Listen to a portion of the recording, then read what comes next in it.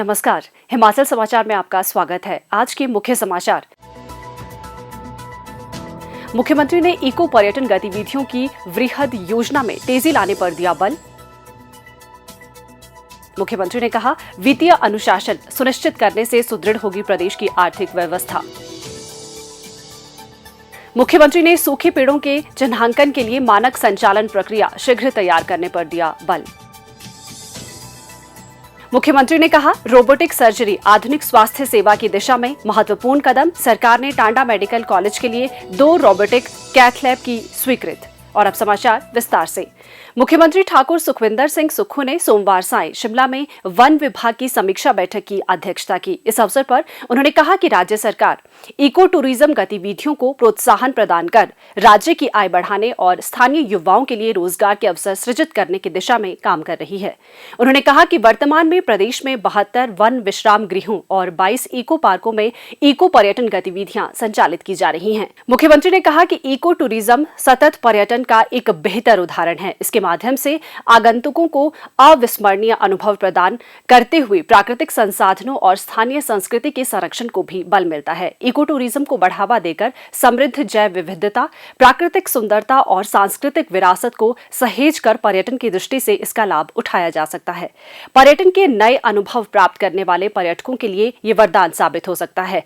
इससे राजस्व में वृद्धि होने के साथ साथ स्थानीय युवाओं को रोजगार के अवसर प्राप्त होंगे। मुख्यमंत्री ने कहा कि इको टूरिज्म की संभावनाओं के दृष्टिगत एक वृहद योजना तैयार की जा रही है। इसका उद्देश्य प्रदेश भर में इको टूरिज्म गतिविधियों के लिए प्रस्तावित स्थलों को विस्तार प्रदान करना है। इस योजना के तहत संभावित रूप से बुनियादी ढांचा विकसित करना, आगंतुकों की सुरक्षा सुनिश्चित करना, प्राकृतिक स्थलों को संरक्षित करना और स्थानीय समुदाय की सहभागिता सुनिश्चित करना शामिल है। मुख्यमंत्री ठाकुर सुखविंदर सिंह सुक्खू के नेतृत्व में वर्तमान प्रदेश सरकार ने अपनी दृढ़ इच्छा शक्ति को प्रदर्शित करते हुए सभी विधायकों और अधिकारियों को आम जनता की श्रेणी में लाने का निर्णय लिया है। इसके तहत हिमाचल भवन तथा हिमाचल सदन दिल्ली और हिमाचल भवन चंडीगढ़ में रहने पर मुख्यमंत्री, मंत्रियों और विधायकों के लिए किराए के कमरों की दर अब सभी के लिए एक समान 1200 रुपए प्रतिदिन कर दी गई है, जो ये दर्शाता है कि ये सरकार सभी के प्रति समान दृष्टिकोण रखती है। वर्तमान सरकार के इस निर्णय से सरकारी खजाने का बोझ भी कम होगा। प्रतिवर्ष प्रदेश सरकार लगभग 5 करोड़ रुपए ग्रांट इन एड के रूप में हिमाचल प्रदेश पर्यटन विकास निगम को हिमाचल भवन तथा हिमाचल सदन दिल्ली, हिमाचल भवन चंडीगढ़ में ठहरने वाले विशिष्ट व्यक्तियों के खर्च के रूप में देती थी। सरकार के इस निर्णय से राज्य सरकार के लगभग 5 करोड़ रुपए की बचत होगी, जिसे विकास के अन्य कार्यों पर खर्च किया जाएगा। वर्तमान राज्य सरकार का ये निर्णय आम जनता की सरकार को परिभाषित करता है। मुख्यमंत्री ठाकुर सुखविंदर सिंह सुक्खू कई अवसरों पर कह चुके हैं कि हम सत्ता सुख के लिए नहीं बल्कि व्यवस्था परिवर्तन के लिए आए हैं। मुख्यमंत्री ने अनेक महत्वाकांक्षी निर्णय लेकर इस सोच को चरितार्थ किया है।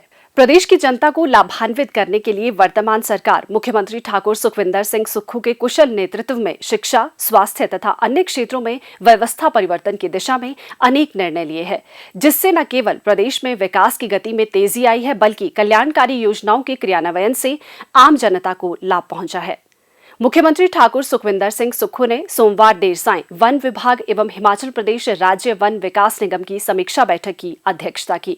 इस अवसर पर उन्होंने कहा कि राज्य के लिए राजस्व अर्जित करने के दृष्टिगत वन भूमि से सूखे पेड़ों का समयबद्ध कटान आवश्यक है, क्योंकि कुछ समय के उपरांत ये नष्ट हो जाते हैं।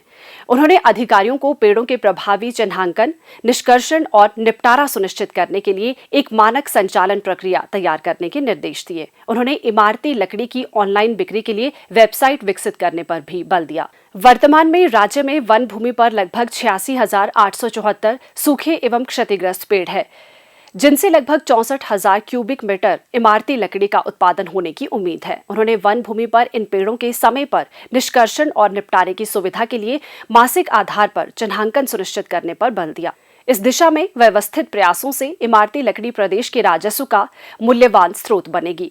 समय पर सूखे पेड़ों की निकासी नहीं होने से प्रदेश को राजस्व की हानि होती है।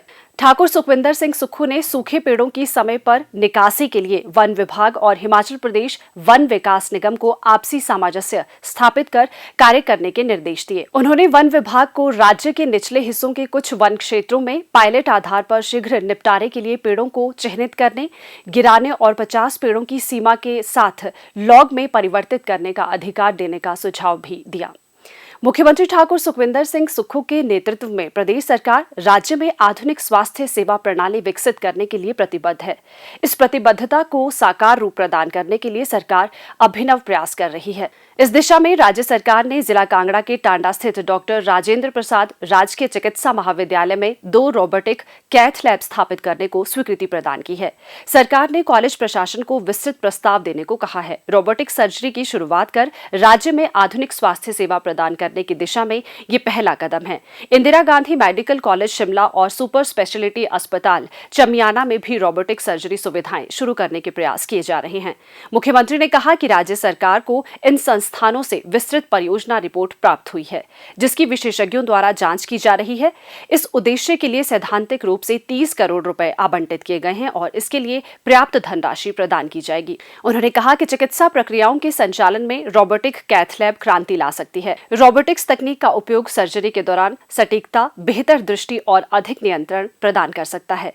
इससे सर्जरी के दौरान जटिलताओं में कमी आएगी और रोगी शीघ्र स्वस्थ होंगे। कैथ लैब एक विशेष चिकित्सा सुविधा है जो मुख्य रूप से कार्डियोलॉजी के क्षेत्र में मिनिमली इन्वेसिव सर्जरी के लिए इमेजिंग तकनीक का उपयोग करती है। कैथ लैब में रोबोटिक तकनीक को शामिल कर सर्जरी के दौरान सटीकता और दक्षता में काफी वृद्धि की जा सकती है, जो रोगियों, चिकित्सकों और चिकित्सा कर्मियों के लिए फायदेमंद होगी। राज्य में स्वास्थ्य सुविधाओं में सुधार के लिए सरकार आधुनिक चिकित्सा तकनीक में निवेश करने की योजना बना रही है। इसके तहत ये सुनिश्चित किया जाएगा कि राज्य के लोगों को सरकारी स्वास्थ्य संस्थानों में नवीनतम चिकित्सा सेवाएं उपलब्ध हो। राज्य में चिकित्सा उपचार के इच्छुक आगंतुकों को आकर्षित करने के लिए स्वास्थ्य पर्यटन को बढ़ावा दिया जाएगा।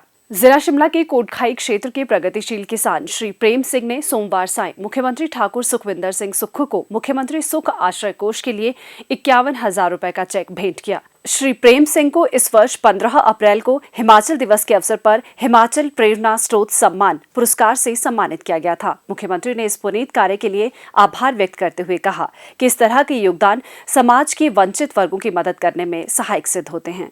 हिमाचल समाचार देखने के लिए सब्सक्राइब करें YouTube channel information and public relations department HP, follow करें ट्विटर @DPR-HP, लाइक करें Facebook page information and public relations department Himachal Pradesh, visit करें वेबसाइट www.himachalpr.gov.in। इस अंक में इतना ही। कल फिर होगी मुलाकात। दीजिए इजाजत। नमस्कार।